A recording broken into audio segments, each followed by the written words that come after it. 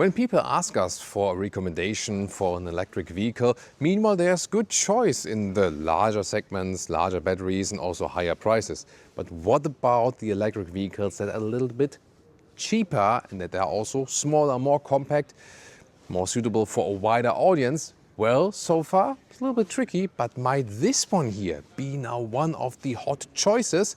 This is here the new Skoda Epic, sister or brother to the VW ID Cross, which will also be coming up, and also, so to speak, an electric version of the Skoda Kamiq.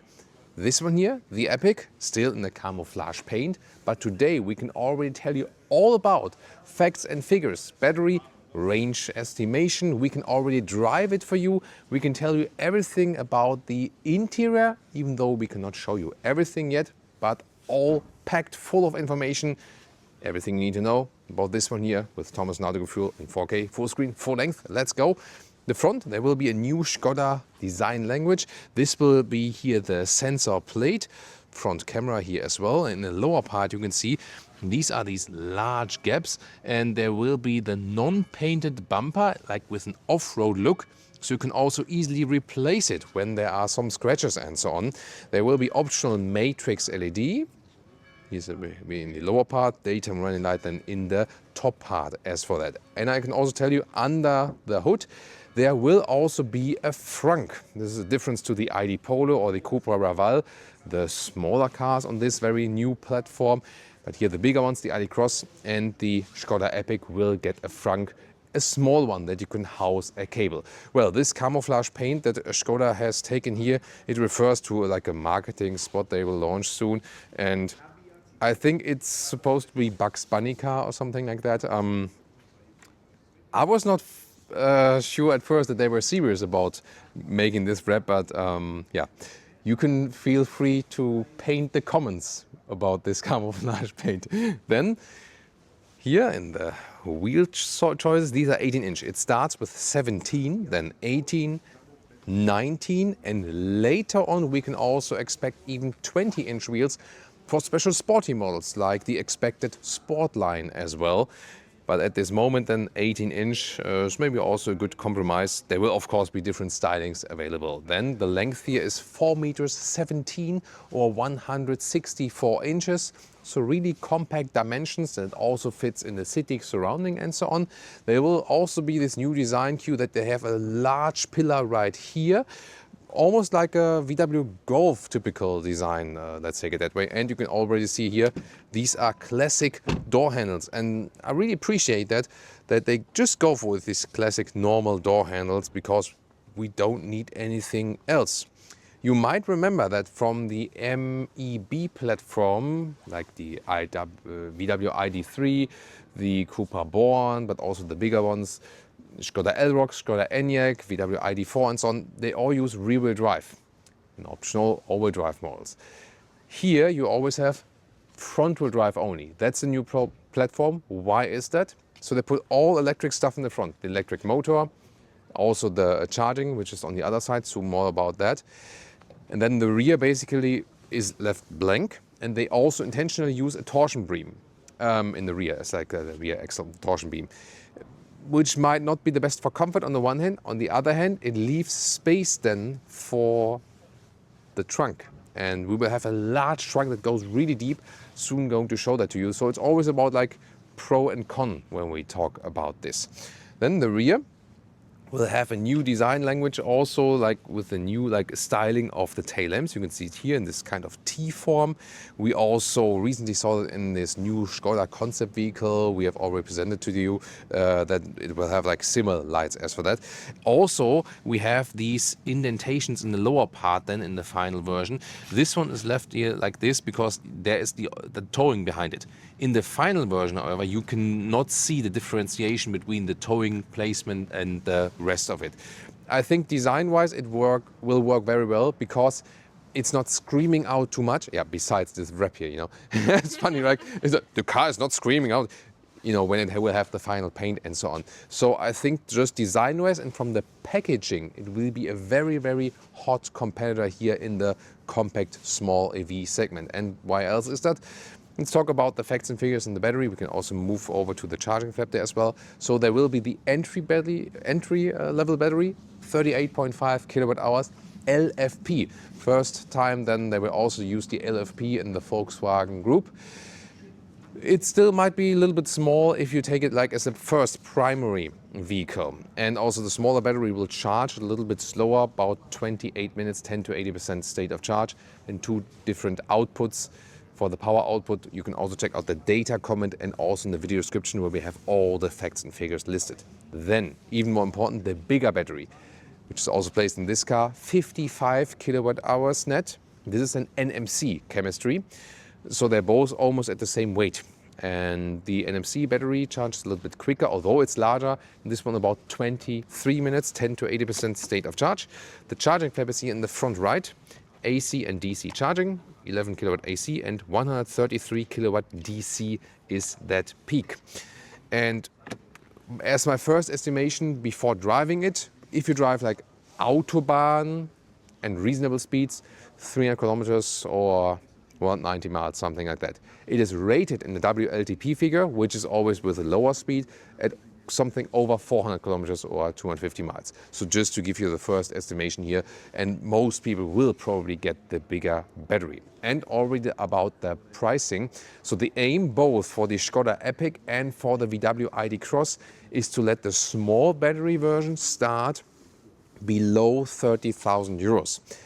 Most naturally, the bigger battery version, together then with, let's say, higher equipment, and if you go for some options and so on, will be then more closer towards 40,000. So a realistically spec'd one will then be somewhat between 30 and 40,000 euros, something like that.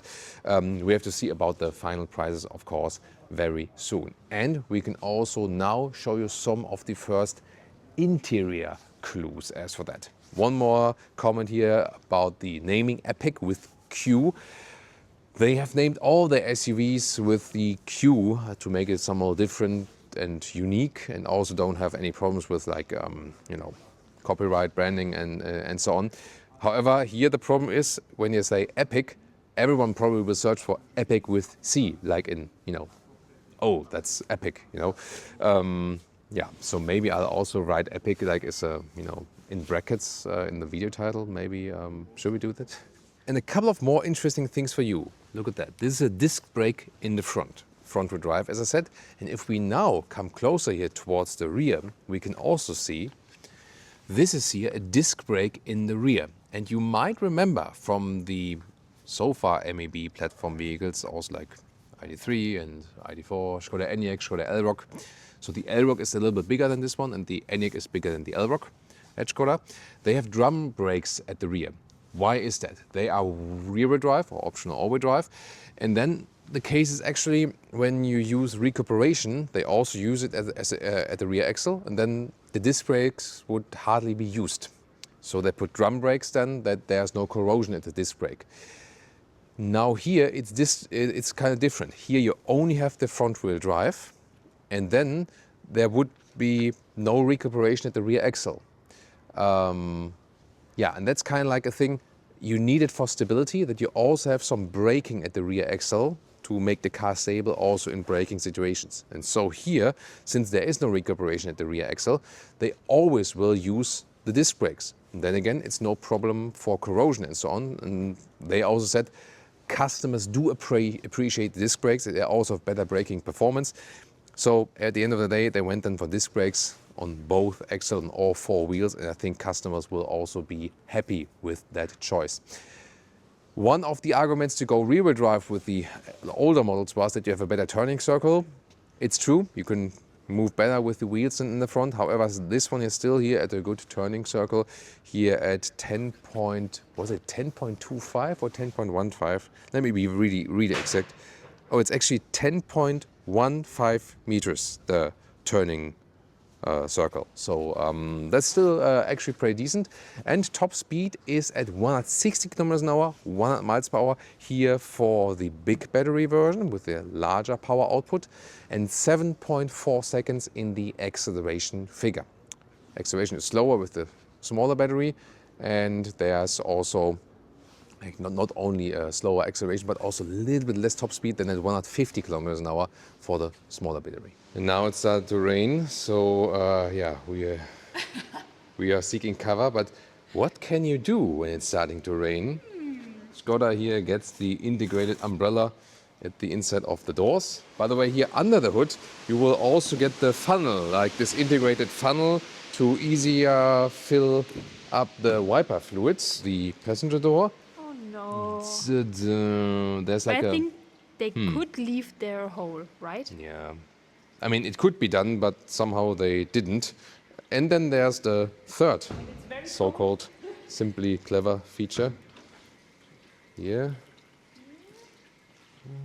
There we go, the ice scraper. That's nice. Yeah. And now first details about the interior. We are not allowed to show you yet all of the cockpit. This is off limits for now. This will be then something for the world premiere. Yeah, these are sometimes the communication strategies of the manufacturers, but we try to show you as much as possible. I can tell you all I need to know so far.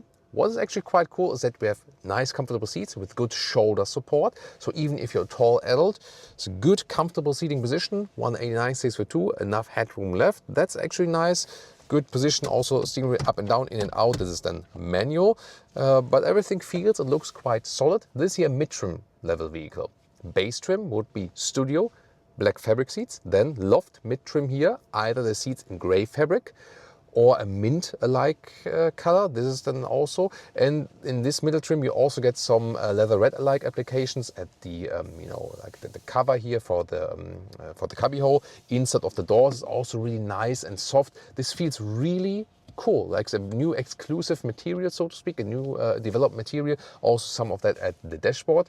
And the top trim is called Sweet. And this one, not sweet as for candy sweet, but sweet in S-U-I-T-E, sweet. That one will have microfiber on the inside and in blue navy tone and some brownish leather red applications at the side. Later on, I would also expect a black microfiber if the colored one is nothing for you. Once again, when there will possibly be a Sportline interior. But good seating choice, and the whole car is animal free. They go with technology, and the most modern technology as for durability, sustainability, and also animal welfare is to make it animal free. And here, even the steering wheel has a like nice soft leather red touch, for example. And if you're skeptic about the durability, Skoda has done the same durability testing for this material, and they were surprised themselves that this material is more durable in their standard tests than the animal skin alternative. That's very interesting, good to know. And it is not cheaper at all for Skoda to do that. They really do it intentionally because it is now the best technology. Luxury yachts, like the most expensive boats for millions of euros for the billionaires, they also only use leatherette, by the way, because it's the best in the current technology. If you use good quality, you need to have good quality always. And sometimes the quality is not good, and that's why, you know, some people are not trusting in these materials yet. But you always need good material quality, and then it's also really nice. So I'm happy with the cockpit here. The only thing I'm not so happy with is we will not have climate unit dials in a physical way. This will be done in the screen. There will, however, be some buttons at the steering wheel, also in the middle dashboard and so on, but not for the climate in the screen. That's maybe the only thing I'm missing right here. And also going full circle, the whole seating materials in every trim is also 100% recycling. And to show you some variation, this vehicle here has the panoramic glass roof. So there's one without, and with one. It is fixed, you cannot open it, and at the moment there's the wrap from the outside as well. What you can do is when there's like really a lot of sun, then you have this electric shade you can close, that it's not so warm then in the vehicle. And you see here also has then in this case still the same nice bright fabric from the inside. Then to the rear seats, this is here hardpack in the top part, a little bit structured, but the soft, this leatherette-alike surface here once again, hard in the lower part. And I can already tell you something more about the space here. I mean, it's a short vehicle, it still somewhat works for 5 tall adults. Here it gets close with the knees when I'm driving as a tall passenger. But you see here, the focus was not like the rear legroom. The focus is more than that you have more trunk. It still somewhat works, but that's what you can expect than here. I would have guessed that it's maybe a little bit more in the SUV in comparison to the Polo. So I would have wished a little bit more legroom. And then here, headroom is 189.62. There's no problem. Also the nice bright seating here and so on. And overall, I mean, Comfortable. which I think is okay. I mean, since you have the SUV here, the battery in the lower floor, you still see my feet are also still quite relatively high, but it's not as high as it would be maybe like in an electric sedan or something like that. So yeah, the focus is not the rear bench here, it's rather for children. We also have ISOFIX here, for example. But from the surface, it's good. Surface is good actually, like the fabric and so on. And as I said, there will be different surfaces like the fabric, the one fabric, then the base fabric, and also then optional the microfiber, which is probably like the coolest option then here. But so far, and also when I fold down stuff like this, also feels pretty solid. Now very exciting to the trunk or the boot. Here the manual opening, why not? And you also have this standard, here this grab handle here. We know that from Skoda combustion engine models as well, that you can also easily close it like this again when it's like maybe like the outside is dirty or something. And yeah, what do you think about this Bugs Bunny camouflage exterior? Yeah, there we go. This one also fits in underneath vertically, the trolley. Then we have a good meter or 40 inches in the width. The normal length is here 29 inches or 73 centimeters. There can also be this charging cable box in the rear. But it's not really necessary because you will also have a frunk, which I unfortunately cannot show you today because the frunk is not finished yet. That's why, you know, they don't have it in there yet, but it will be for the production version. And an even most interesting part is here underneath. So you can take a look underneath. There's like a lot of space underneath. You can also have these splitters here, by the way. Then you can cage in some stuff here like this. So this is the most important part here, I feel. And you can either have it like this to store something underneath, or you can move it to the lower level, like, there we go. So like this, lower level, and then you also have even more height. I can show that to you in the measurement. So then you have here a height of 34 inches or 85 centimeters. That's pretty cool, but it can be even more than that because you could also completely remove it.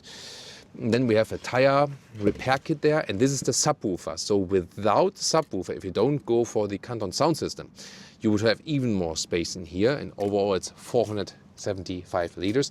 And this is then even a height of 45 inches or 1 meters 14.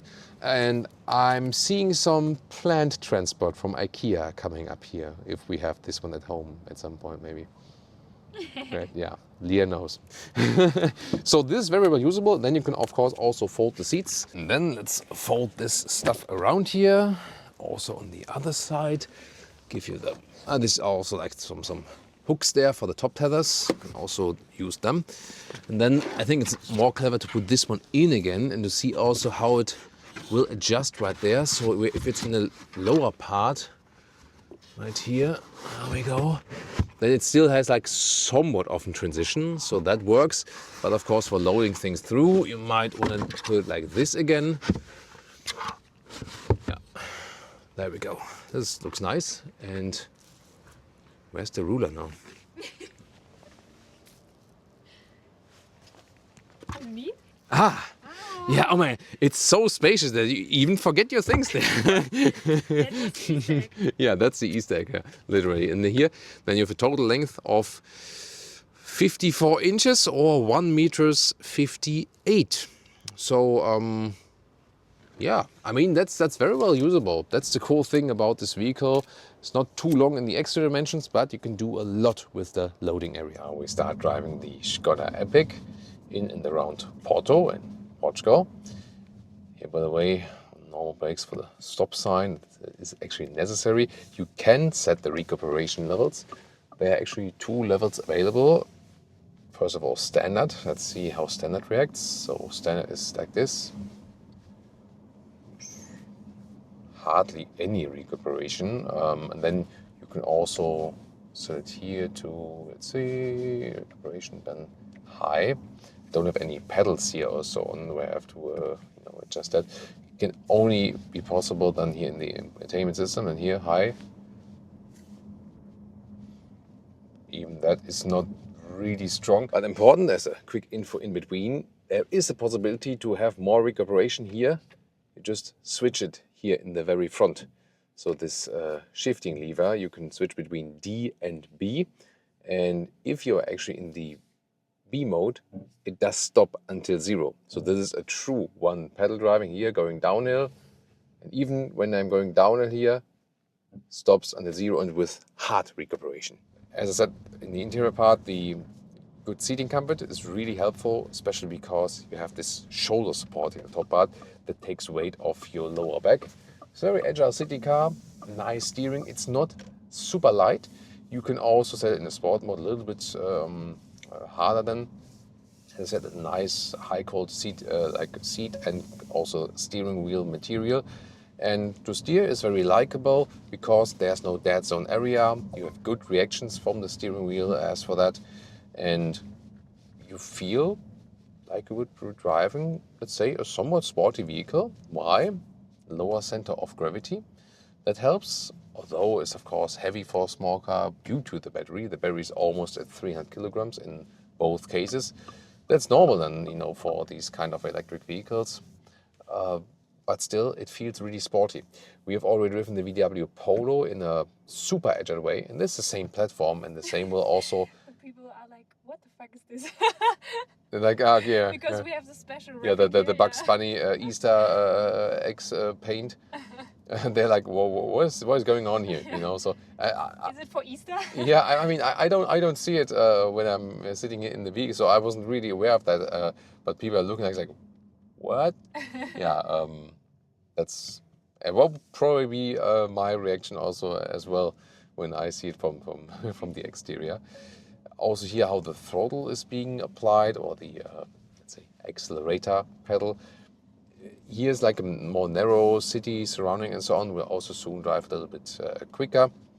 We can also give you like the first real range estimations and so on, but it feels really agile and quick in the city. So it's a perfect use case for this car. Yeah, it's perfect use case. Indeed, Lia's absolutely right. It's a lot of fun to drive it around. It's spontaneous in the acceleration. It's fine. Yeah, it's good. Good. 7.4 seconds in the acceleration figure. And yeah, maybe I can drive a little bit more agile quite soon, because that's always the thing, especially with the electric vehicles. So sometimes she says that she's not feeling so well, when you're a passenger and then you're throwing around this electric vehicle with the battery in the corners and so on. So let's see about that later on. But so far, she seems well. Yeah. So that's a good sign. And I already had it in the VW Polo that it feels sportier than it actually looks. And you didn't drive that one, right? No, that was you weren't with that event actually. But it's the same here. He has a similar driving feeling. It's the same platform. Yes, you sit a little bit higher here, but it's really astonishingly agile. That's so much fun to drive it here around, and even in the city. That's the cool thing about this vehicle, You're not so high in the price in comparison to maybe other electric vehicles, and you already have a lot of fun. At the same time, I would not say that you lose driving fun with going with the SUV version of this one here. So I'm really enjoying just the city drive of this one, and everything comes so effortless as for that. 18-inch wheels we have here, so yeah, driving through these potholes is fine. There is no special suspension technology behind this one here. You also heard that we have the torsion beam in the rear, which then again gives us more space in the trunk area. But so far, I don't feel much negative effect from that. I would say suspension feeling and comfort is fine. It feels like it is everything like a rounded package. This car feels complete. It feels like they have thought this thing through. Rear-wheel drive is of course always fun. We have that in the ID.3 or the Cupra Raval and in the Skoda Elroq and in the Skoda Enyaq and so on. But you can easily also live with that front-wheel drive here. Of course, at some point when you're like, let's say it's raining and you hammer the throttle completely, then again, maybe it's... The kid was like, oh my god. Yeah, really? Yeah. Yeah, the kids probably love this this exterior paint. So yeah, maybe at some point you will then feel the difference between front-wheel drive and rear-wheel drive. Rear-wheel drive will always be more fun, I feel. But however, because this platform here is, please, as if you could hear me, right? Yeah. So there we go. But it's so much fun to drive, and I'm not really missing the rear drive that much because the car itself feels so extremely agile. That's the cool thing here about, let's say, already starting here with the city drive. Now we do some motorway. Click the lower button, go to the sport mode for the acceleration. Starting on 40 kilometers an hour. Let's do 40 till 90. Let's go. Oh, that's it. Woo! Gotta say though, What maybe, was that? yeah, maybe that's the thing about the front wheel drive. It is powerful already from the acceleration, but that, yeah, that is a difference to where I would be accelerating with the rear wheel drive. And I also felt that would be more, with Polar I think it was a little bit more stable. Not sure if it's like the application for that, but definitely one of the downsides from having the front wheel drive only. So yeah, gotta be in control of your steering there, definitely. So yeah, but the acceleration itself, it's really good. Very quick also accelerating onto the motorway. Here, let's see if we can drive a little bit quicker also. So here about 90 kilometers an hour. So far also not too loud. Won't be the most silent vehicle on the road, I guess. Maybe at a later stage we can also drive on the German Autobahn then at even higher speeds. Here also probably a little bit more. I think speed unlock is coming soon there. From wind noise, I think it's okay. But from the front windshield, it's could be a little more silent, right? Yeah, I think, yeah. yeah. I think so too. So the first time I have this one here also on the motorway, this platform. With the Polo, it was more like countryside driving and so on. So suspension again is really stable, feels good, calm and collected. And let's also see if we can do a lane change then from left to the right. Let's see how it behaves here at just about like 90 kilometers an hour, 50 miles an hour. Yeah, really nice. So once again, the driving agility is the best thing about this car. It feels really calm and collected, centered. A little bit of wind squeaking here from the side mirror. Could also be related to the wrap as well. Not sure about that. But yeah, indeed, on the motorway, I would have wished that it's maybe a little bit more silent from the front windshield area. The tarmac itself here, however, is also quite rough. It always depends also which tarmac you are actually driving on.